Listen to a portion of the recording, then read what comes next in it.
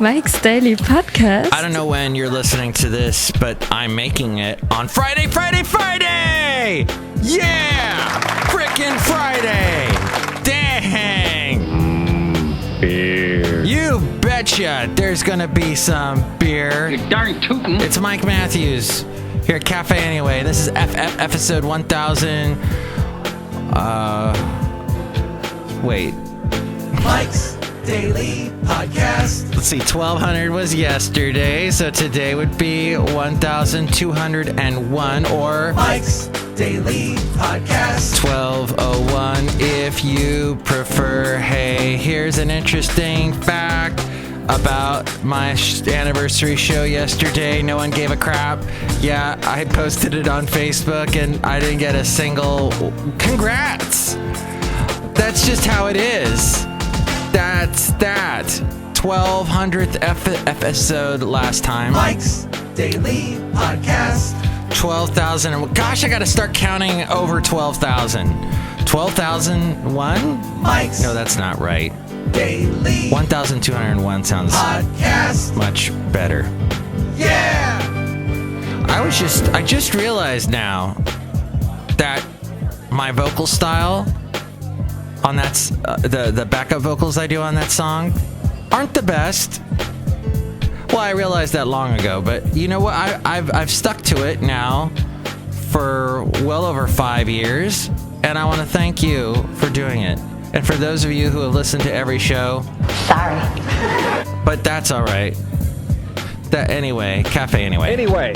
What I would like to tell you today is that I love when people use the word advise in the business world.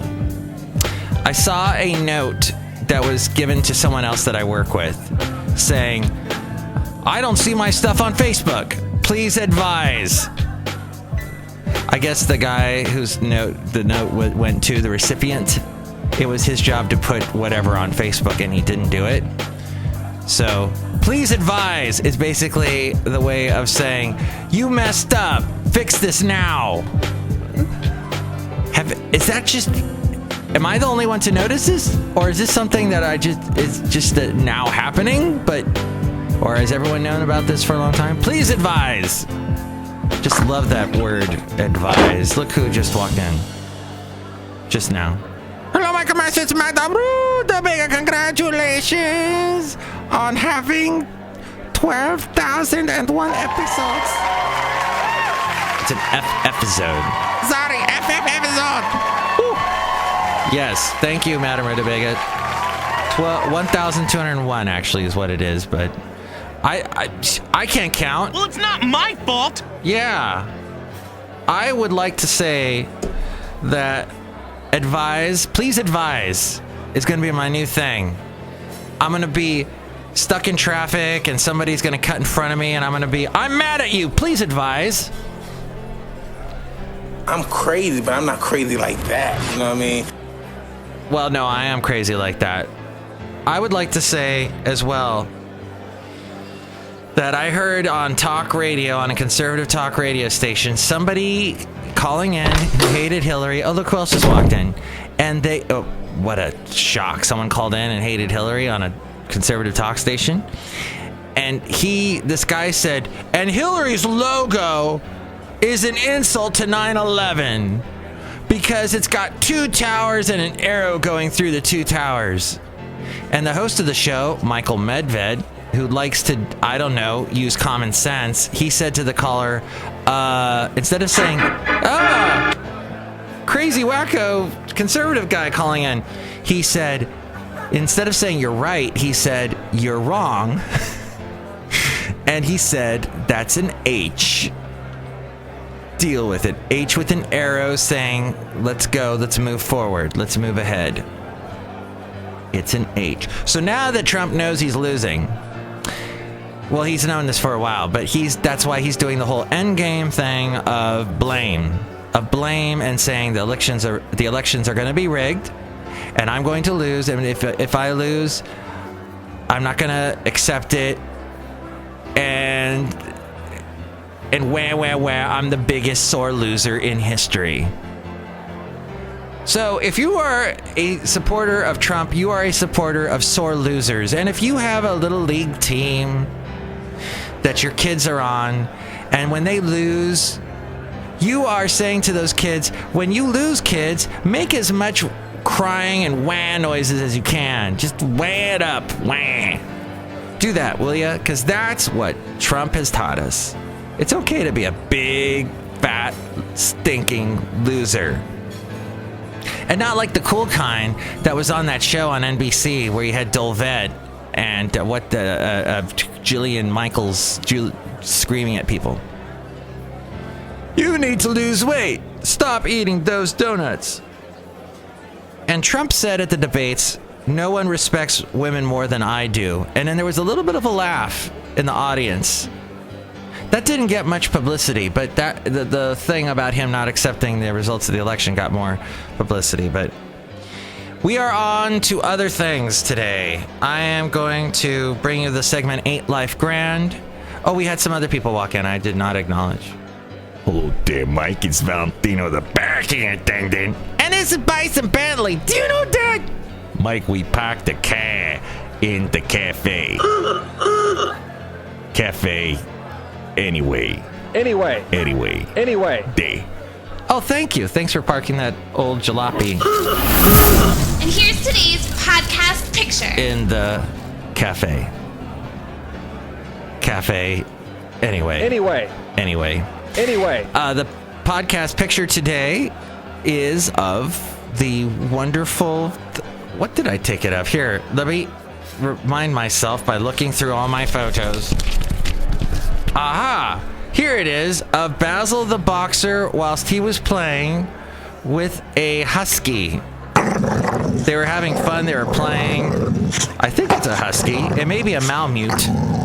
But they were having so much fun. Boxers and huskies are kind of polar opposites of each other.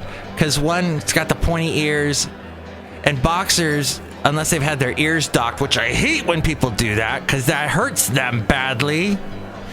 They have floppy ears, boxers, like pit bulls, floppy. And so they were playing and having a great time, rolling around on the grass. See that mirthful picture there at mikesdailypodcast.com. Also, mikesdailypodcast.com, you can help support the show through the Amazon link. Click on that and buy whatever it is you're going to buy that helps us out. Also, there's a link to PayPal. You'll get a special greeting from all the Cafe Anyway characters. And there's the wonderful podcast pictures, past ones, and past interviews that I've done. Haven't done that many lately. Nobody wanted to be on the show to congratulate me, so whatever. Cafe whatever. Cafe anyway. And now, let's do the segment 8 Life Grand. 8 Life Grand.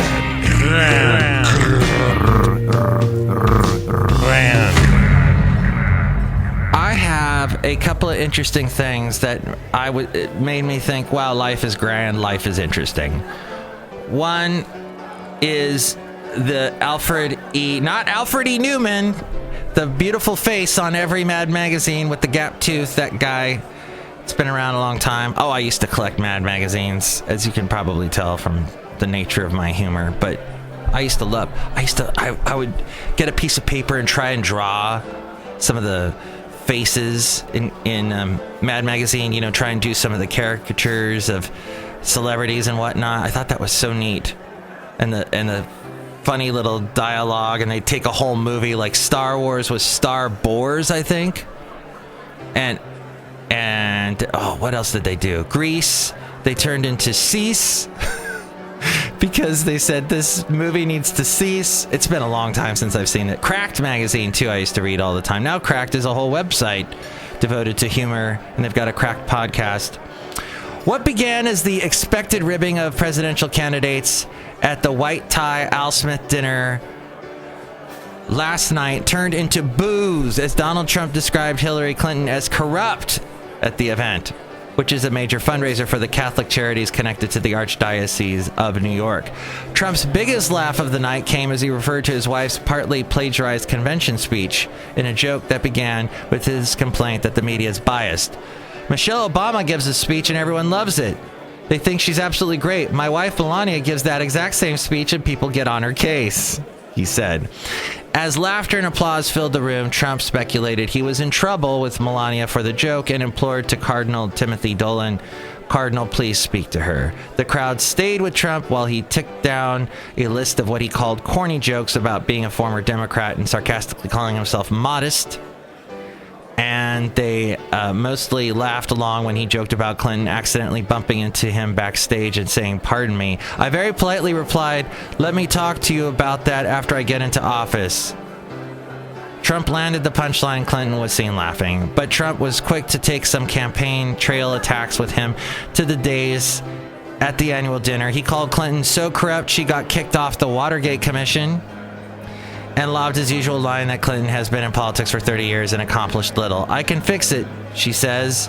He deadpanned as the crowd's mood noticeably shifted. As the boos rolled in, Trump wondered who they were booing. "I don't know who they're angry at. Hillary? You or I?" Someone in the crowd yelled out, "You!"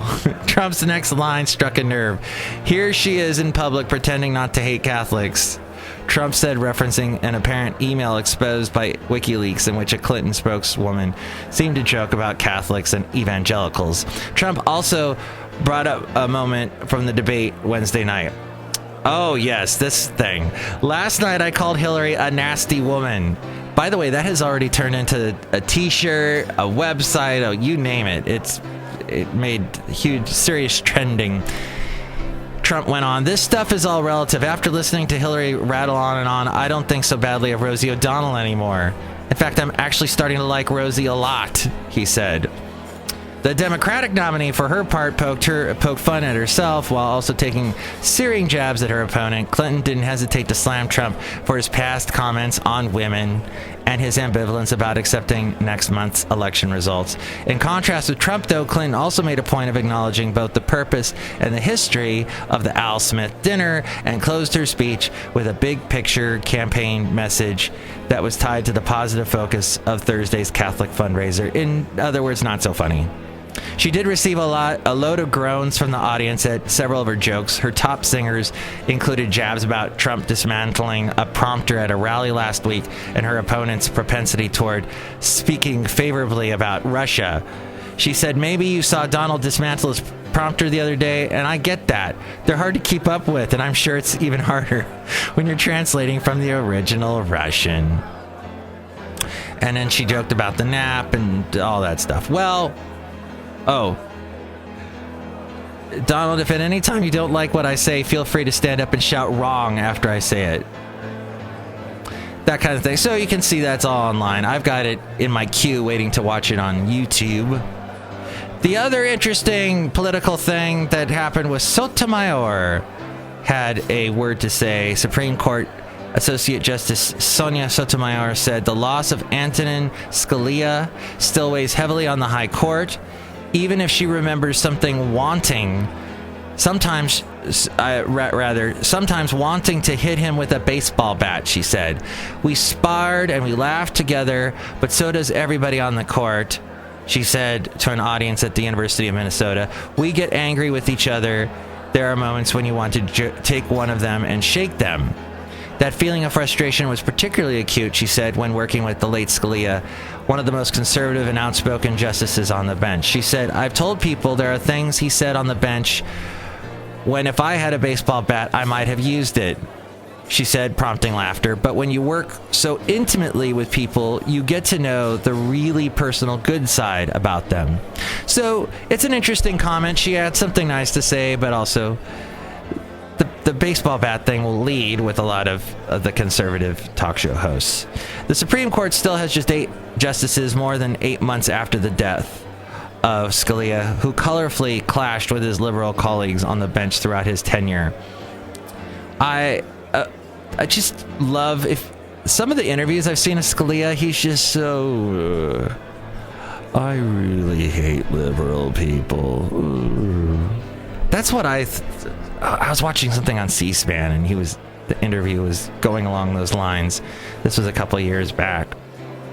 President Barack Obama has nominated a replacement, Merrick Garland, Chief Judge of the U.S. Court of Appeals for the D.C. Circuit, but Senate Republicans, led by Majority Leader Mitch McConnell, have vowed to delay a confirmation hearing until the next president is elected. As we go outside a cafe anyway, we're bringing Mike's Daily Podcast, Summer Podcaster Valley, and since the next president will probably be Hillary, it remains to be seen if Mitch McConnell will continue the delay, the stalemate.